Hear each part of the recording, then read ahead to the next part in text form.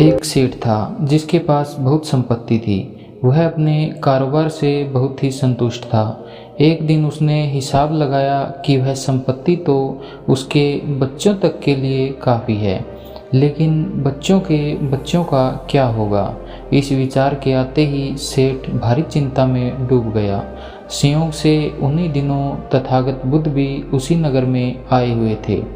सेठ उनके पास गया और बोला, हे तथागत, मुझे इतनी संपत्ति चाहिए कि मेरे साथ साथ मेरे बाद में आने वाली कई पीढ़ियों तक के लिए कम न पड़े।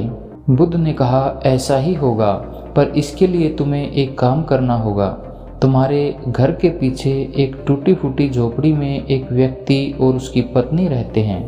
कल उनको एक दिन के खाने जितना राशन दे आना, बस तुम्हारी इच्छा पूरी हो जाएगी।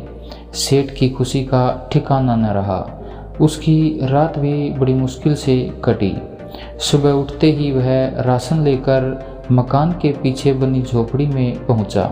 उसने देखा कि एक व्यक्ति ध्यान लगाए बैठा है और उसकी पत्नी झोपड़ी की सफाई कर रही है। सेठ ने उस स्त्री से कहा, लो, मैं तुम्हारे लिए राशन लेकर आया हूँ। उस स्त्री ने उस सेठ की तरफ देखा और कहा कि हमारे पास आज के खाने के लिए राशन है। तो सेठ बोला, फिर क्या हुआ, कल काम आ जाएगा। वह स्त्री बोली, हम कल के लिए संग्रह नहीं करते, आज खाने को मिला है तो कल भी मिल ही जाएगा। सेठ ने सोचा, एक और ये लोग हैं जो कल की भी चिंता नहीं करते और दूसरी ओर मैं हूँ जो बच्चों की चिंता में मरा जा रहा हूँ। इतना सोचते ही उसकी आंखें खुल गई। फिर उसने धन की लालसा कभी नहीं की।